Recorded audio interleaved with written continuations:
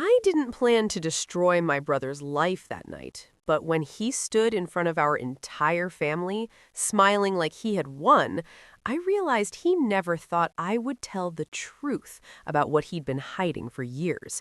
And what I revealed next made him beg me to stop. My name is Olivia Carter, and before I tell you what happened next, make sure you subscribe to the channel and comment your country below. I really want to see where you're watching from. Now let me take you back to the night everything changed. It was my grandmother's 70th birthday party, the kind of event where every relative shows up pretending we're one big happy family, even though underneath, everyone's hiding something. The house was full. Laughter, glasses clinking, my aunt showing off her new jewelry, cousins taking selfies. But the moment I walked in, I felt it. That familiar tension, like I didn't belong there. And honestly, I never really did. Because in my family, there was always one golden child, my older brother, Daniel Carter. He was the one everyone praised, the one my parents trusted, the one who took care of everything after our dad passed away 5 years ago. Or at least, that's what we were told. I still remember the day our father died. Everything felt rushed, confusing, like I wasn't allowed to ask questions. Daniel handled the paperwork, the hospital decisions, even the funeral arrangements. Everyone kept saying, "Thank God Daniel is here. He knows what he's doing." And I believed it. I trusted him. I never imagined he was hiding something from me, from all of us. "Olivia, you finally decided to show up?" My brother's voice cut through my thoughts as he walked over, holding a glass of wine, that same confident smirk on his face. "Wouldn't miss Grandma's birthday," I replied, forcing a smile, even though my chest felt tight just looking at him. There was something about the way he looked at me that night, like he already knew I was a threat, like he was daring me to say something. "You know," he said, louder now, turning slightly so others could hear, "Olivia's always been a little distant from the family, but we still love her." A few people chuckled awkwardly. I felt my face heat up. This was typical Daniel, subtle humiliation disguised as concern. But tonight, it didn't feel random. It felt planned. As the evening went on, the tension kept building. I noticed whispers, glances, the way my mom avoided eye contact with me. And then came the moment that changed everything. Daniel tapped his glass, signaling for attention. The room slowly quieted as all eyes turned to him. "I just want to say something," he began, his voice calm, controlled, "about our family and about Olivia." My heart dropped. I didn't know exactly what he was about to say, but I knew it wasn't going to be good. And as he started speaking, I realized this wasn't just a speech. This was an attack, and he had no idea I came prepared.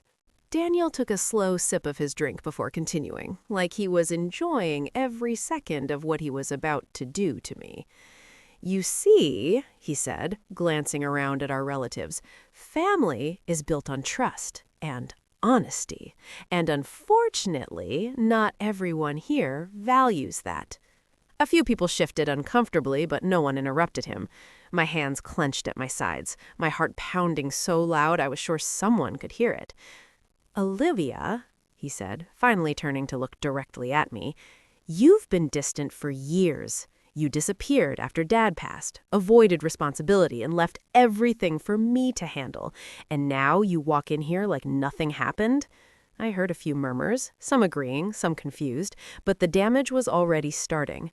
This is exactly what he wanted, to paint me as the selfish daughter, the absent sister. I opened my mouth to speak, but he cut me off instantly. "No, let me finish," he said sharply, his tone tightening just enough to silence me again. "I didn't want to expose this tonight, Olivia. I really didn't. But you left me no choice." He paused, letting the silence stretch, letting the tension build, like he was performing on a stage.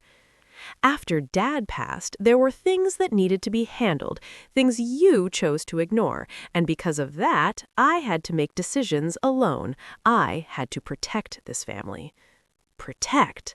The word echoed in my mind, and suddenly, everything made sense. The rushed paperwork, the documents I was never shown, the way he insisted on handling everything himself, the way he kept saying, "Don't worry, I've got it." I felt a strange calm wash over me, replacing the anger, the embarrassment, the hurt, because in that moment, I realized something he didn't expect. He thought I still didn't know. He thought I was still the same naive girl who trusted him blindly. But I wasn't. Not anymore. I took a slow step forward, my voice quiet but firm. "You're right about one thing, Daniel," I said, locking eyes with him. "There were things I didn't know back then." His smirk returned just slightly, like he thought he had already won, and that's when I reached into my bag and pulled out the one thing he never thought I'd have. The room went completely silent as I held up the folder in my hand, thick, worn at the edges, and suddenly more powerful than anything Daniel had just said. His expression shifted instantly, just for a second, but I caught it, that flicker of panic he tried to hide behind that confident smile. "Olivia," he said, his voice lower now, cautious. "What is that?" I didn't answer him right away. Instead, I looked around a room, at my mother, my aunts, my cousins, every single person who had just watched me get torn down without saying a word. "You all want the truth, right?" I said, my voice steady, cutting through the tension. "You want to know what really happened after Dad died?" No one spoke. No one moved. I slowly opened the folder, pulling out a stack of documents. These are hospital records, bank statements, and legal filings, all under Daniel's name. A few people stepped closer.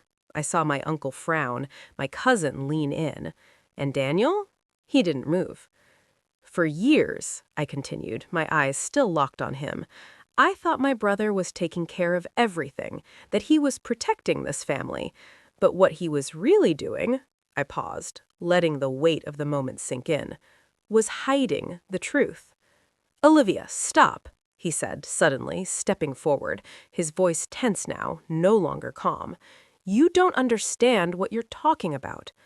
That's when I said it, the one thing that shattered everything. "Dad didn't die the way you told us, did he?" A gasp rippled through the room. My mother looked up sharply, her face pale. "The hospital records showed that Dad was conscious the night before he died," I said, holding up the paper, my hands no longer shaking. "He asked for me, multiple times." My voice cracked slightly, but I didn't stop. "But I was never called. I was never told." I turned to Daniel, my eyes burning now. "You told them he passed peacefully, that there was nothing more to do. But that's not true, is it?" His silence was answer enough. "And that's not all," I added, flipping to another document. "While Dad was still in the hospital, you transferred money out of his accounts, hundreds of thousands of dollars, into accounts under your control." The room erupted into whispers, disbelief spreading like wildfire. My aunt covered her mouth. My uncle stepped forward, staring at Daniel like he didn't recognize him anymore. "You said you were protecting this family," I continued, my voice rising now, years of silence finally breaking. "But you were protecting yourself." "Olivia, please!" Daniel's voice cracked now, completely different from the man who stood there minutes ago. "You don't need to do this." And there it was, the moment I had been waiting for. "No," I said quietly, stepping closer so only he could hear the next words clearly, but everyone still felt them. "You should have thought about that before you lied to all of us." He shook his head, his face pale, his composure completely gone now. "Please stop," he whispered. I looked around one last time, at every person in that room, and then back at him. "You wanted the truth out in the open," I said, "so here it is." And just like that, the same room where he tried to humiliate me turned against him. The whispers grew louder. Questions started flying. My mother broke down in tears. And Daniel, the man who always had control, stood there, completely exposed, as everything he built on lies collapsed in front of him.